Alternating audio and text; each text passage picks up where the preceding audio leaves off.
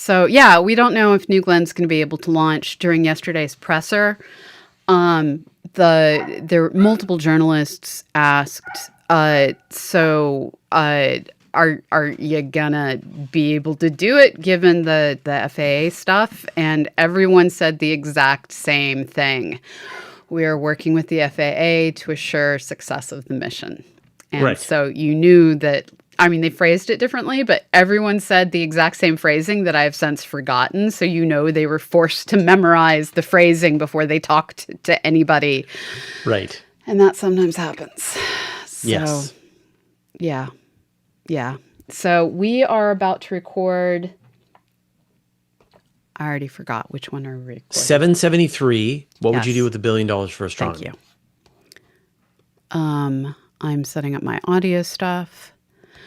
So we streamed that here on Twitch, and basically watched the rocket break all of our hearts. Mm-hmm. And how was the quality? I didn't even watch. How was the quality of the commentary? Because it's a totally different team. Yeah, it's Blue Origin's team, not NASA, not SpaceX, Blue Origins. And it was really good. I was sad because they couldn't talk about the science because the NASA can't talk about the science. God. This is so dumb.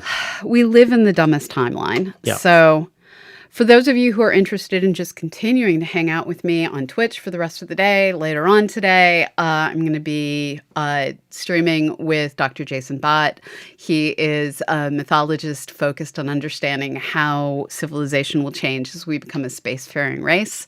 But what we're actually going to do is just hang out and play Magic the Gathering for Extra Life. So how do you play Magic the Gathering There's in real Arena. life? Or you're doing it through the We're doing it through Arena. Through the game. Yeah. And so do you have, I don't even know how that works. Do you have all of your cards or do you have to like earn cards, buy cards? Yeah, you have to. So you get a certain number of free packs. And then you can earn packs by playing. So it's like Hearthstone. Yeah. And then of course you can throw money at it. Of course you can. Yeah. But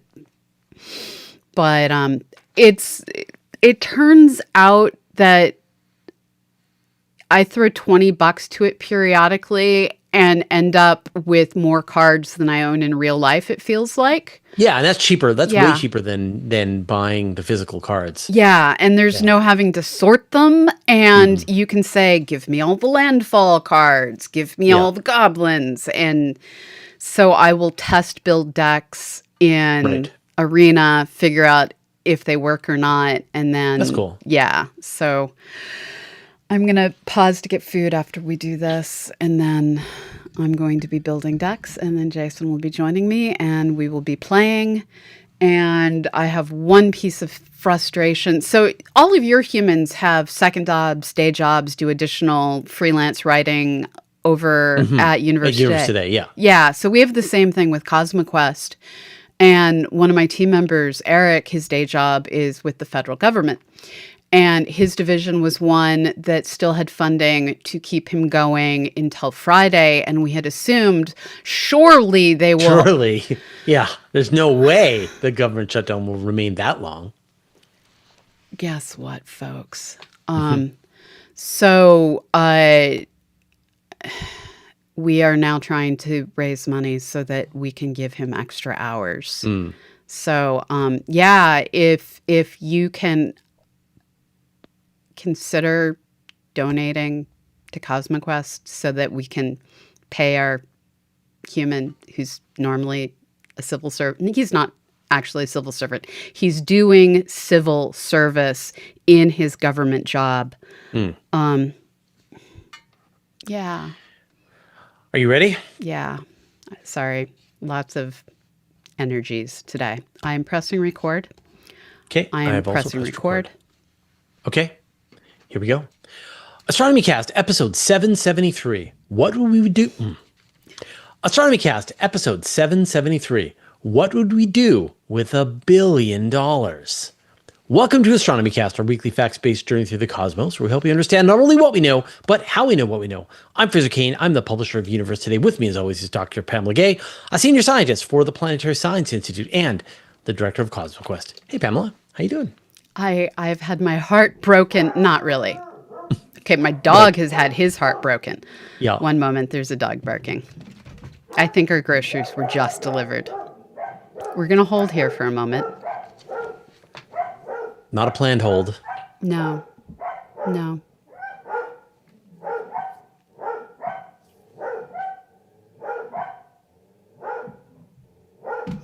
So while the dogs are barking and we can't continue, I am sorry, Rich. We have the comment coming in on Twitch chat that goblins always totally roused existential squee. Apparently, when you played, what kinds of decks did you like to build? I like to do like white and black decks. Okay. Yeah. I really like my sort of favorite one. There's a card called Pestilence, I think. Yes. And then I would do a thing that gave me resistance to all black damage. And then I would just start hitting everything with Pestilence, so everything would die except for me and my minions. And my minions would be protected from black damage, and so it would just be I would just clear the board and wear away my opponent. That was my sort of favorite deck. That is, yeah. I usually play red and green, or just red. I love playing goblins. I also have a 4-color landfall deck. Landfall is... Are the dogs still barking? Yes, they're still barking. There is a human delivering groceries right now. You'd think that would become... So I'm going to stop the recording and we'll start again in a second. This is ridiculous. Yeah, it is. Just let me... Because I can't hear them. So you're going to have to tell me when they've stopped barking. I know. Oh, I totally will. Yeah. But that sounds great. Like I can't bring myself to buy the physical cards again. Yeah. And I also don't, go down and want to play at the magic shop or whatever. But getting the online version sounds good. Like I was really enjoying Hearthstone for a while there. I was getting pretty good at Hearthstone. Like I get into the top 5, like of the main. I don't know if you ever played Hearthstone. No. But I would get into the kind of near the top of the public, and then you'd move into this next level, which I'd never made it into, or maybe I did into like one time, where then you got a numerical ranking. So you're in like the top, whatever, 5%. Tournament play. Like, well, not exactly. It's sort of like over the course of the month, you're building up your rank in the game. Yeah. And they're pitting you against better and tougher opponents. Yeah, Arena does that too. I have never made it out of bronze tier. Yeah, so it's the equivalent. I made it a bronze tier and into silver tier was the equivalent. And that felt really good, but then also really hard. And you could see like I was still making progress, but I could feel my win rate was going to like 51% versus 49%. And so you'd have to play a ton of games to just incrementally move up a little bit more. Yeah. So I'd reached my skill level. Yeah. Okay. They have finally stopped barking. Okay. Let's start again. All right. Clicking record. Astronomy Cast, episode 773. What would we do with $1 billion? Welcome to Astronomy Cast, our weekly facts-based journey through the cosmos, where we help you understand not only what we know, but how we know what we know. I'm Fraser Cain. I'm the publisher of Universe Today. With me, as always, is Dr. Pamela Gay, a senior scientist for the Planetary Science Institute and the director of CosmoQuest. Hey, Pamela. So this is me talking from the past to us, because at the time that now everyone is listening to this, I am still traveling and we have no idea how I'm doing. You have gone to the land of UTC +7. Yes. Leaving me behind. Yeah. So, I'm working on my tan. I am walking in the jungle. Who knows what's happening? I hope it went well. And you? Who knows how you're doing? So we're just, there's no point asking how we're doing, because we would just be projecting into the future to try and imagine. So we'll move on. We are powerless fans of space exploration. But what if some fool gave us the authority and funding to make our space dreams a reality? Someone asked us what we do with $1 billion. What missions? Which telescopes? But what if we had more? 100 billion, a trillion, all the monies. We'll talk about it in a second, but it's time for a break. And we're back. Okay, so it's funny. When you had originally pitched this episode, I, in my mind, was $10 billion. I thought you had said $10 billion. I'm like, okay, yeah, 10 million, that's something to sink my teeth into. Yeah. And then you're like, okay, so remember, it's like $1 billion. I'm like, what? Yeah. That's not any money. That's right. I could barely eat lunch on $1 billion. So fine. So let's kind of give people a sense of what you can buy for $1 billion. What are some missions that would cost roughly $1 billion? So I don't know about missions, but the one that made me happy was the VLT is about 900 million to build. Yeah. And I would love to replicate the VLT, the Very Large Telescope, in the Northern Hemisphere. Have another one of these 4 massive mirrors with satellite mirrors that can do interferometry, that have all these amazing different instruments on board. And let's just be prepared to do equal science at the highest resolutions possible. So the construction of Vera Rubin was about 570 million. Yeah. So you could buy a Vera Rubin North for that budget. The extremely large telescope was a little over €1 billion. So I don't know what that is in US dollars, maybe 1.3. So kind of in that. So you could build a second extremely large telescope. So ground-based observatories are surprisingly affordable. And it's not surprising to me that your instinct was to go after a ground-based observatory, because I had the exact same instinct, which is that like Vera Rubin North, please, right? Or extremely large telescope North. And this was in the works, right? 30-meter telescope was going to be built in Hawaii as a counter to the Southern Hemisphere's telescope. And so the future of that is uncertain. Maybe it'll end up in the Canary Islands. So I would probably build either the extremely large telescope North or the Vera Rubin North and put them on the Canary Islands. And so that hopefully we can figure out how to do some savings. And I was like, so what could we do with like 100 million left over? and we could fully fund Breakthrough Starshot. That's the amount of money that they were intending to spend on Breakthrough Starshot. Really? Yeah, it was $100 million. That's how much Yuri Milner had set aside. And then in the end, they only actually gave a handful of million, and so never actually funded Breakthrough Starshot. But that was the plan. Now, that wouldn't get you to another star system, but it would allow a lot of people to do interesting work for a decade on interstellar spacecraft. Speaking of people doing interesting work, one of the things I looked up is, again, we are not going to consider like endowments or anything like that. We are earmarked. My dog just made a horrible noise in the background.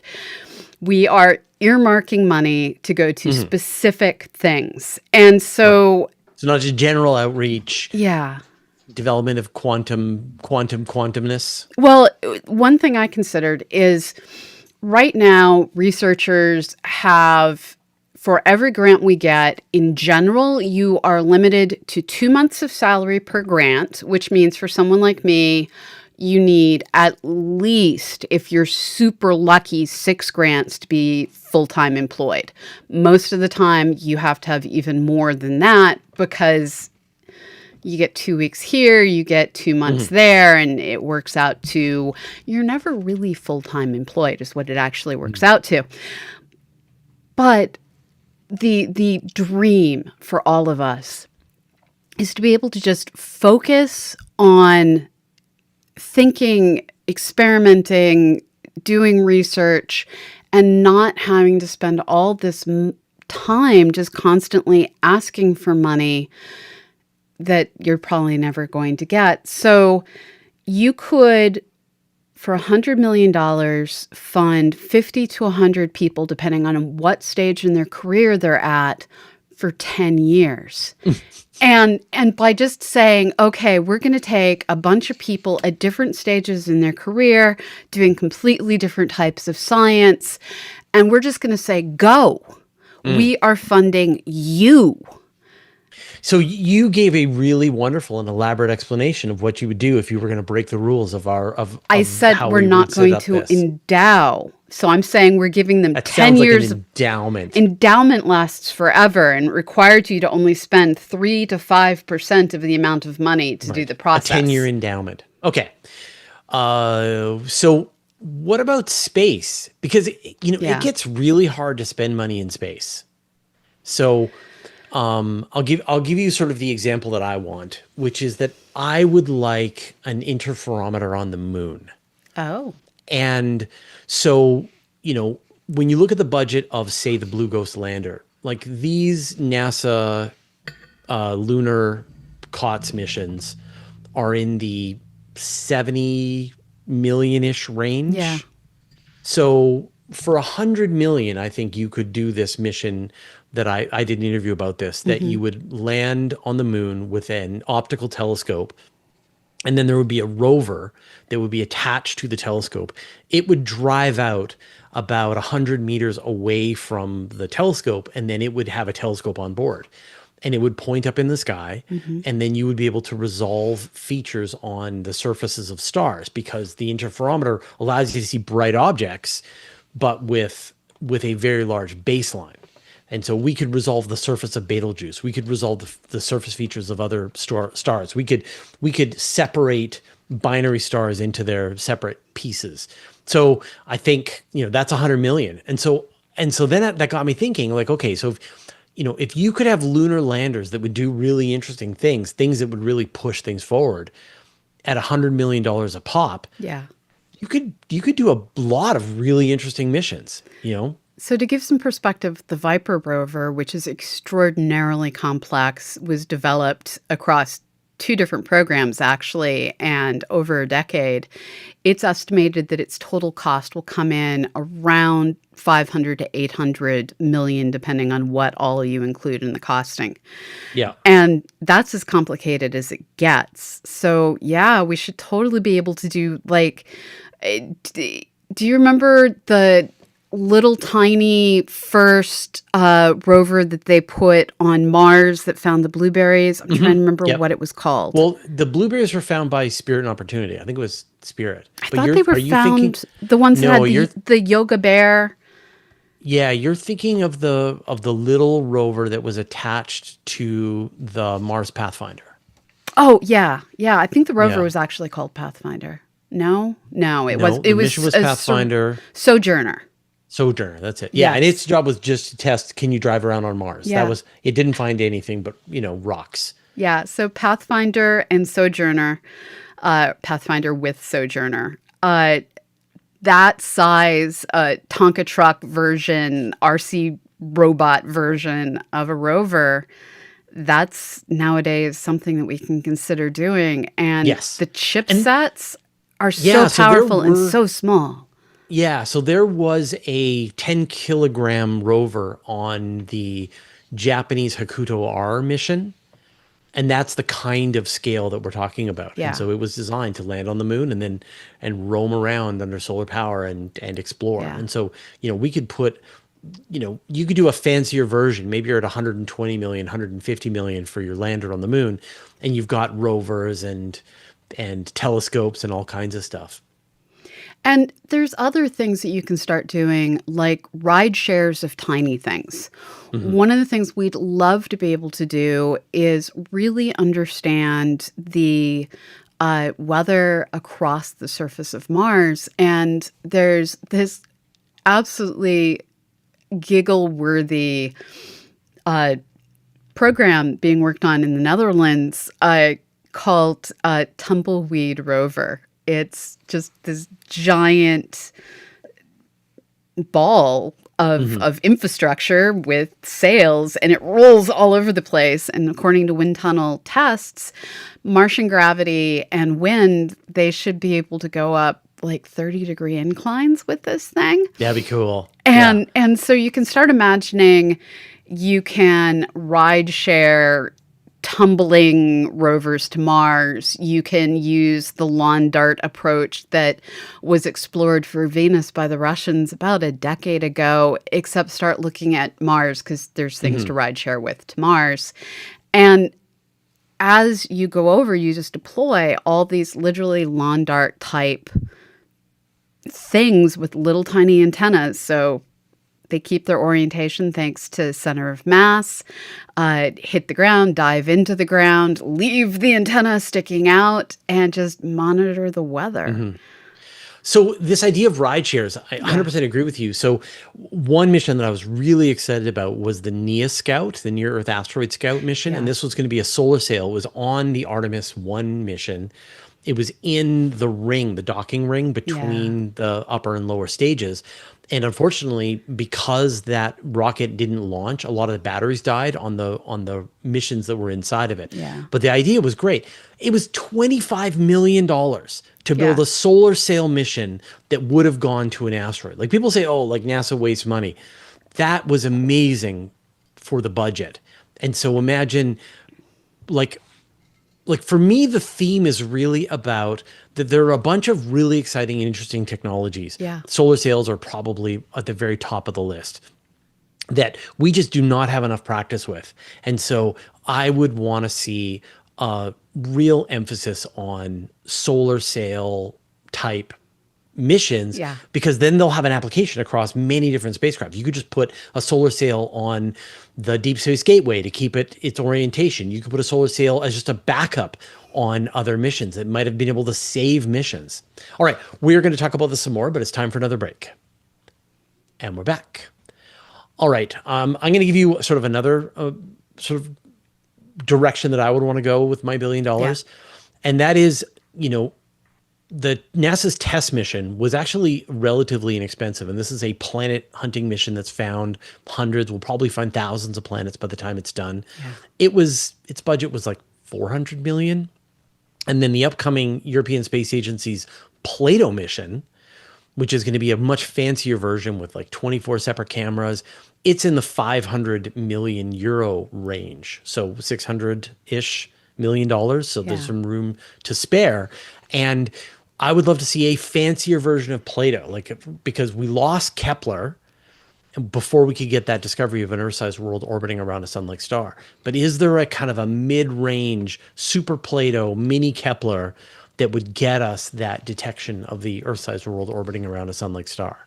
Yeah, that you and I love the fact that we looked in completely different directions, because that's the kind of thing where I'd love to see a return of small PI-led missions. And one of the awesome things that we get to see the plans for is the NIAC stuff, where they're testing all sorts of absolutely wild ideas.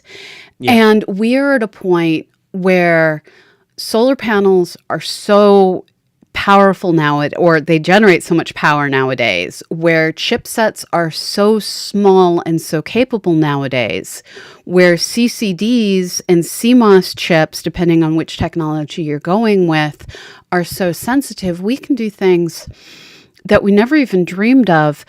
And there are technologies waiting to be tested and combined. If I were allowed to find engineers and play to my heart's delight, one of the things I haven't seen, and maybe you have because you see a lot more of these than I do, I would love to see something that is brought up to speed using solar sails on the inner solar system, and then has an ion drive that continues to accelerate them as they hit the higher speeds. So you can imagine you're sending outer solar system tiny things out there, just big enough to be able to send back a good signal, come up to speed with the solar sail, drop the solar sail, send the ion drive into activity, keep accelerating, keep going, and just do the thing that Dawn did with a kickstart to get you going. And I mean, your recommendation about NASA NIAC, I mean, I am a gigantic fan of NIAC. I report on pretty much every single story that everything that they fund. Yeah. And their total budget, I mean, they give just a couple of $100,000 per project for the phase 1, more like 700,000 for phase 2, maybe $1 million, a little bit over $1 million for phase 3.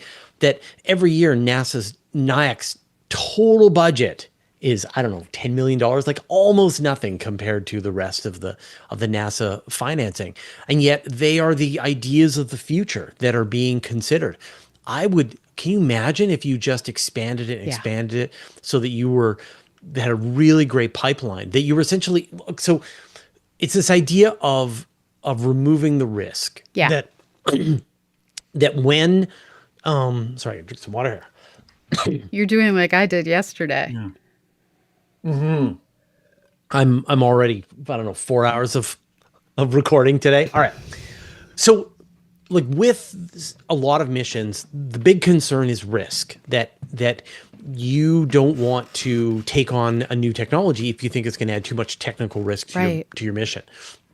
And so we need a way to de-risk really great ideas in a practical way to demonstrate that they work in space, and that then these missions can then be considered down the road and they won't increase the budget. When you think about a lot of the risks that were included in James Webb, they ballooned its budget.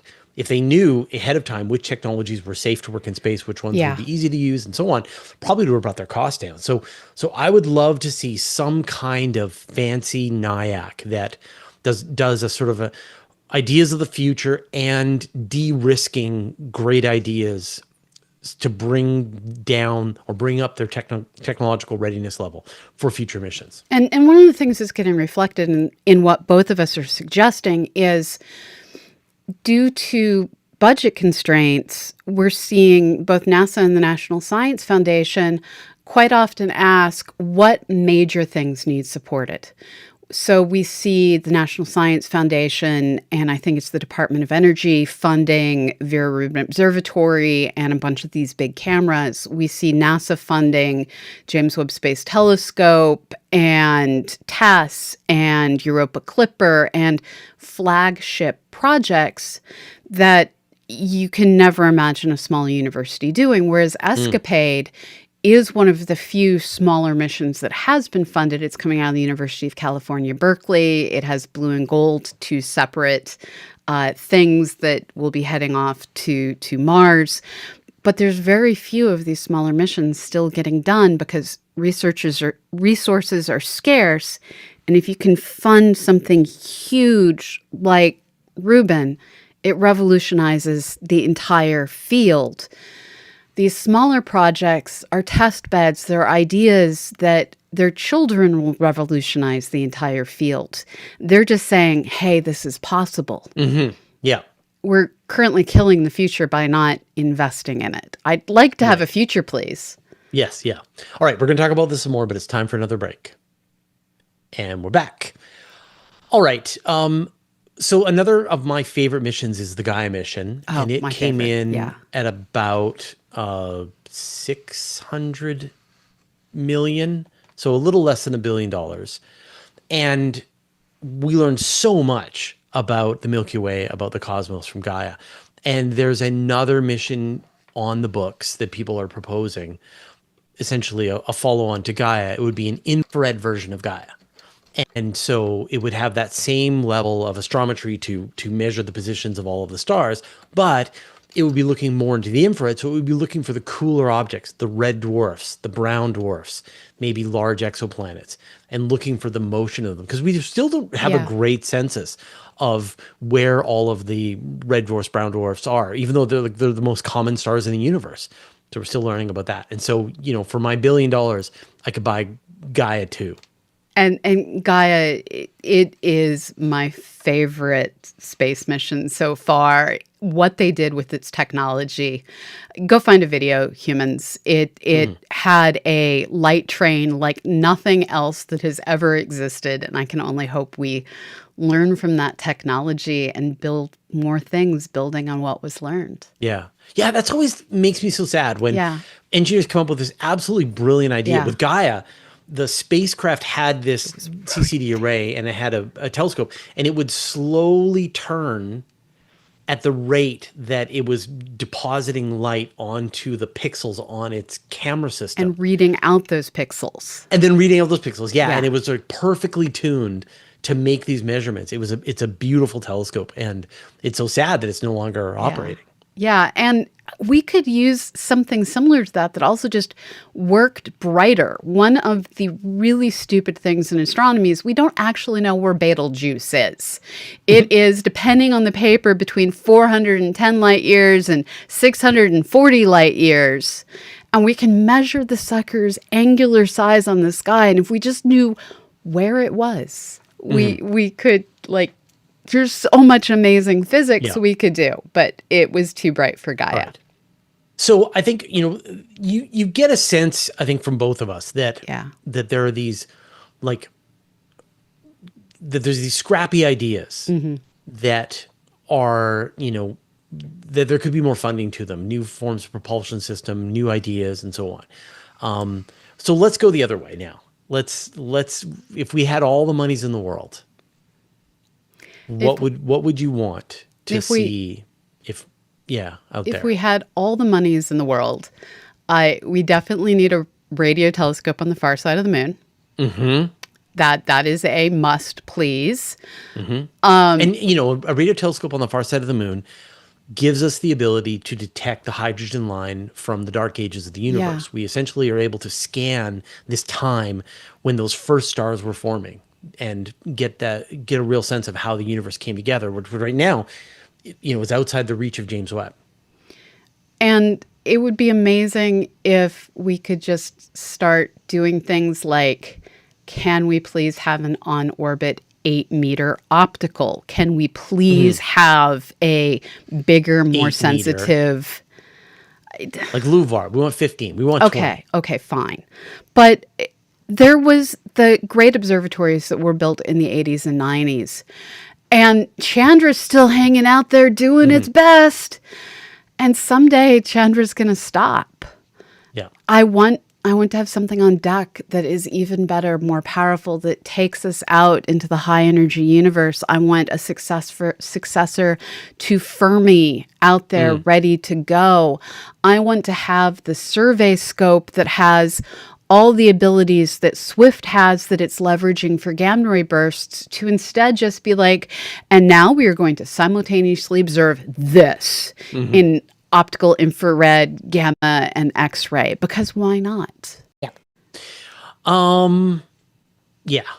So, and like, if money was like, for me, if money was no object, I mean, the thing you mentioned, the 8-meter telescope, like, we want to know whether there are Earth-sized worlds orbiting around sun-like stars within the habitable zone. We need that. We want to find Earth 2.0. Yeah. And you need a coronagraph. You need a whomping big telescope with a whomping big coronagraph, or multiple spacecraft flying in formation to perform a nulling interferometer.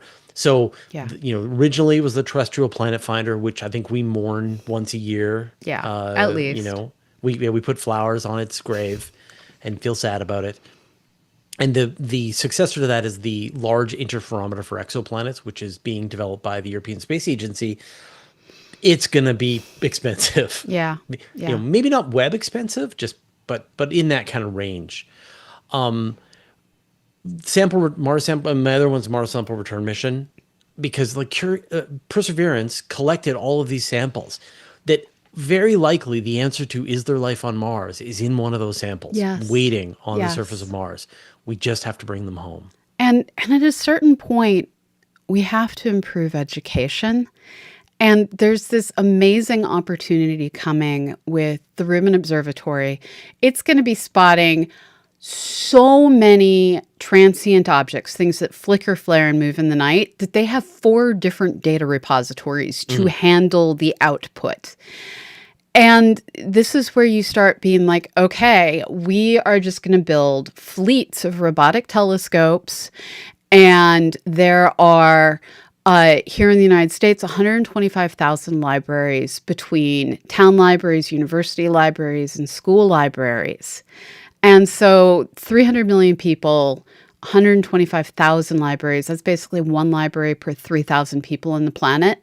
So let's start assigning each of those libraries a telescope that school kids can use for science fair projects, that people with spare time can use to follow up objects, and just increase public engagement in science in a way that is shared resources and scalable in a reasonable way. I feel like you're not really spending all the monies. That's not very I much know. monies. And that's the thing. We're not even spending that much money right now. Yeah, yeah. So the one that is like the most ridiculous, probably in the $100 billion range or more, would be the solar gravitational lens telescope. Yeah, this is Fraser's thing that he brings up every Yeah, year, and I yeah, just find it so remarkably ridiculous. Go ahead, yeah. explain this Yeah, ridiculousness. well, the gist is that you send the spacecraft out to 500 AU from the Yeah. sun, where the gravity of the sun forms a natural gravitational lens, gives you a telescope, the natural multiplier to your telescope. Yeah. And so you would be able to see a megapixel image of an Earth-sized world orbiting around a sun-like star. Like literally see the mountains, forests, oceans, clouds, etc. With a relatively modest telescope. You just have to get out there. And so Yeah, and you have to get out there and stop. no, you don't have to stop. Well, you need to enter orbit. Nope.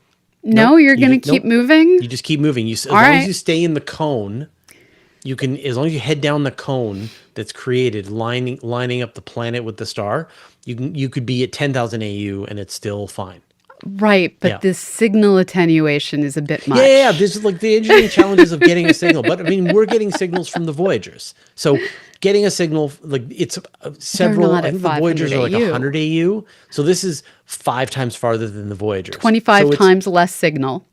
Yes, it's harder. That's why it's did I not get to spend $100 billion or what? Fair. $1 trillion, whatever. Fair. But if we could, then we would, and we had the targets, we had the candidates. So you'd need some other telescope like the Habitable Planet Finder first. Then you would, at night you would see their cities. It's crazy what we could see. So we just need the Solar Gravitational Lens Telescope, please. Yes, for science. Yep. All right. That's so if you're ready to fund our ideas, let us know. We're ready to take over. Would we be NASA Yes. chiefs? Sure. Yes. Yeah, we'd do that. That sounds good. Yes. All right. Thanks, everyone. Thanks, Pamela. Thank you, Fraser. And thank you so much to all of our $10 and up patrons out there. You allow us to keep the humans that make this show going. So specifically from Aviva, Rich, and Ali, I would like to thank the following humans. And here, Rich inserts the audio. All right. Thanks, Pamela. We'll see you next week. Bye-bye. And then they saved. So we had a question about whether or not we should use the money to put a giant something that would protect poor Mars from the solar magnetic field. And it's like that isn't doing science. That's doing a go like 3 episodes back and listen to our ethical use of Mars episode. Yeah. I mean, that's terraforming, and it's going to cost you a lot more. Yeah. Geoengineering, Gamma Liz. It's geoengineering, and yeah, it's much more complicated. So we are going to now do another episode as soon as we can both get stuff saved. Save. Just uploading. Upload. New. Start a new file. Okay, so should we close the stream? Yes. Hold on. Let me switch the settings. So yes, go ahead and end in YouTube, and I will. Okay, so everybody, we're going to start up a new stream. So you're going to have to find it. Yeah, It'll just be on our channel in a second. go to youtube.com/@astronomycast, and it will be on the list of live things. Yeah. All right. See you in a second. Twitch, just stay put. I will be right back. Good. Please, somebody confirm our existence.